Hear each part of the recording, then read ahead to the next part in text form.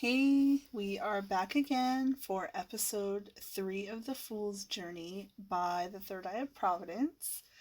If you are just seeing this as the first video, just to let you know, there are a few before this, so definitely go back and check out those.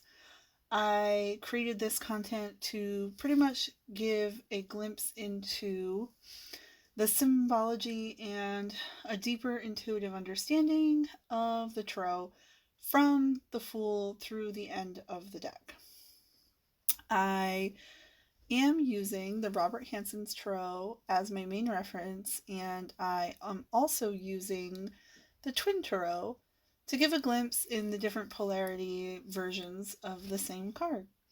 I'm also using the Complete Book of Tarot, a Comprehensive Guide by Anthony Lewis to give a deeper understanding of the connections throughout many different iterations of tarot decks. So, what I would like to do with this content is I'm going to read you the definitions from the book and then go over my personal interpretations and intuitive guidances based on the symbolism in the cards. So today's episode is regarding card number 2, the High Priestess. So let's see. It says, the High Priestess is the guardian of secret wisdom. And let me give you a glimpse of the image here in the book, so you can see the symbolism and how it connects throughout different decks. So this is essentially a female version of the Pope.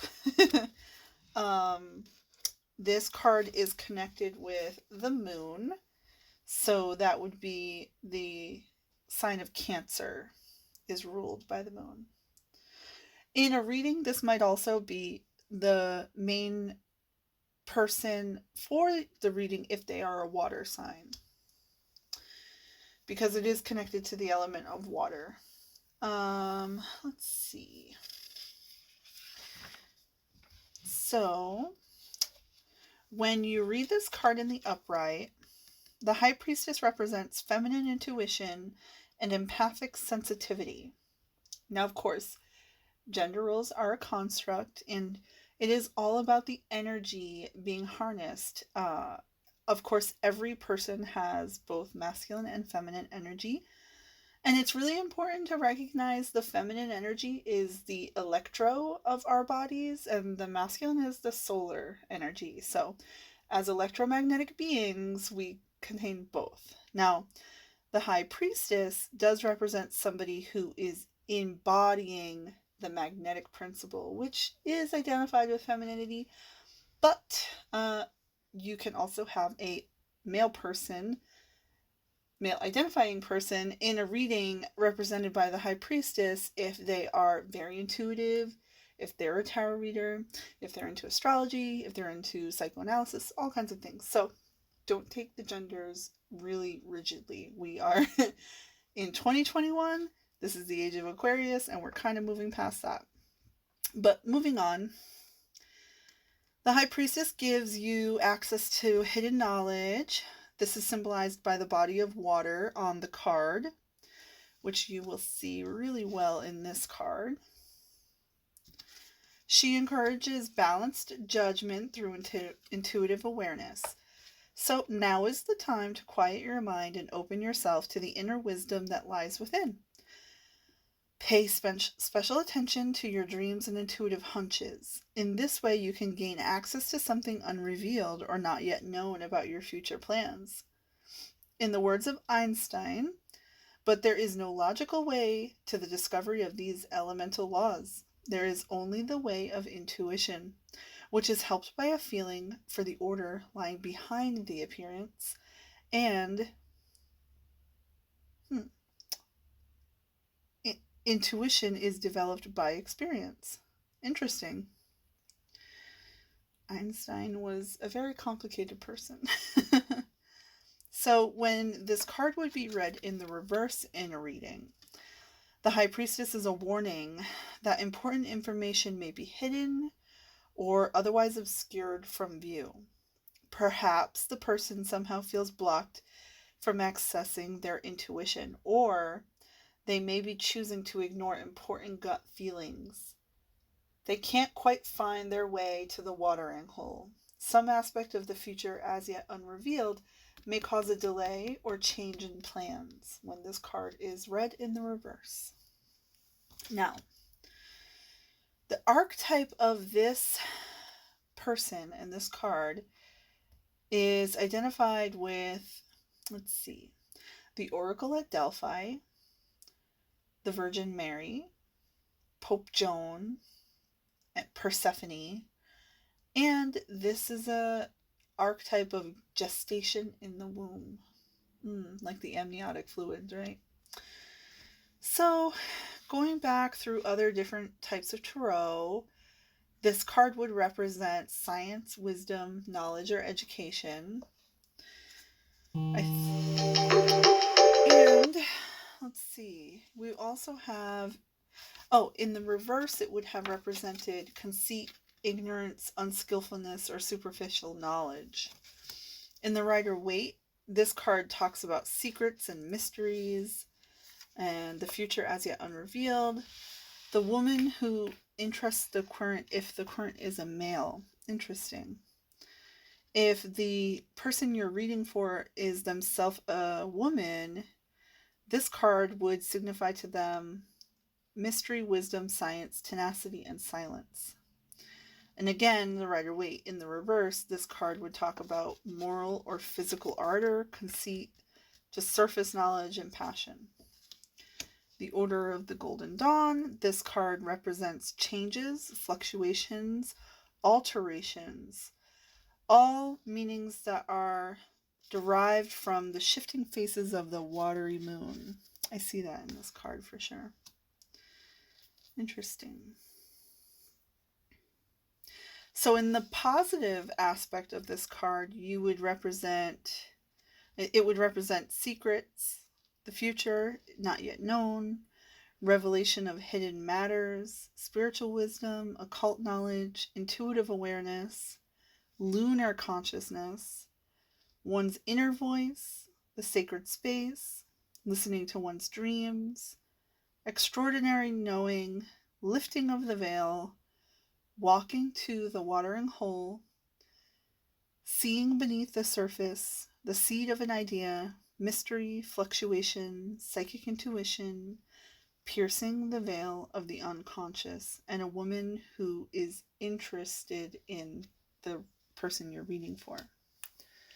Now, it says that in the negative polarity of this card, it would represent an escape into fantasy, inconsistency, superficial knowledge, daydreaming, inaccurate hunches, the spilling of secrets, suppressing one's true feelings, ignoring one's intuition, and not heeding one's inner voice.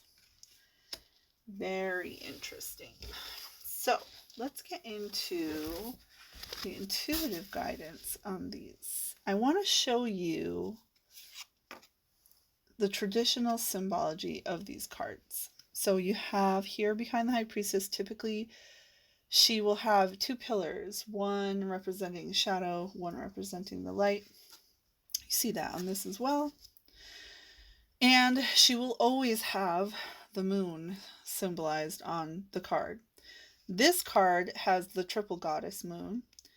And above that, you also see triple, I believe these are pomegranates, which are representative of fertility. And this comes from the above. So this would be like just receiving lots and lots of abundant gifts from spirit. Another thing that we will see common in this card would be her blue cloak around her. This is all about symbolizing, blue is the throat chakra, and this is also symbolic of protection of truth, So this is why she's cloaked in the color blue, is to show that she represents somebody who is protecting the truth. I'm trying to think. Oh yeah, you see another moon here in this card. So typically the moon or more than one moon. And then a cross is another symbol we see a lot in the card of the High Priestess. Now, of course, in this one, it's an Ankh. And it's just the cross, and the same thing is it's supposed to represent eternal life. I just want to double check what the one in the book shows. Yeah, she also has a cross in this one, and there are 2 moons in this as well. The other thing that we see in this card that is in the book, but not in the other deck, is the scroll that she's writing on.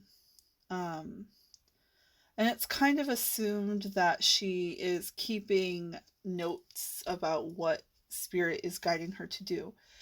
Now, in this deck, she doesn't have a scroll because she's actually using this cup with this water, and it's reflecting, it's hard to see it in here, but it's reflecting the stars above her. So she's using it as almost like a looking glass to receive, like to kind of perceive beyond. The other thing I want to mention about this deck, there's a veil behind her, right? And you can see through the veil. That's sort of what she's supposed to represent in this deck.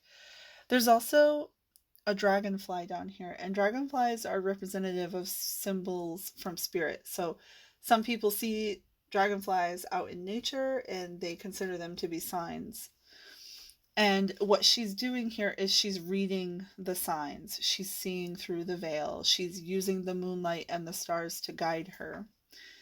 She is representing eternal life, and there's also, like I said, all of this like fertile abundance around her.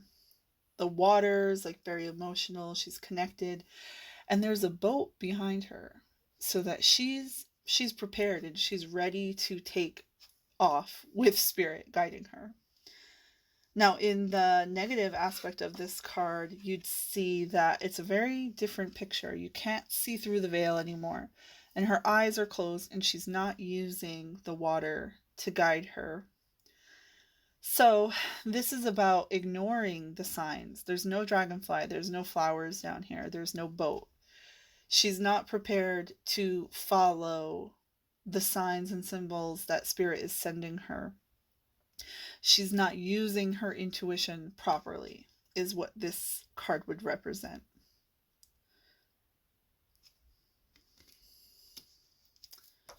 And I think that's all we have for the High Priestess. If there's something else that you think is really important to point out about the energy behind the High Priestess, make sure to leave a comment down below. I would love to get some feedback from people and see some of the symbolism they see in their own decks or different versions, and what might be important for people who are just starting out learning the tarot, or people like me who really want to put some more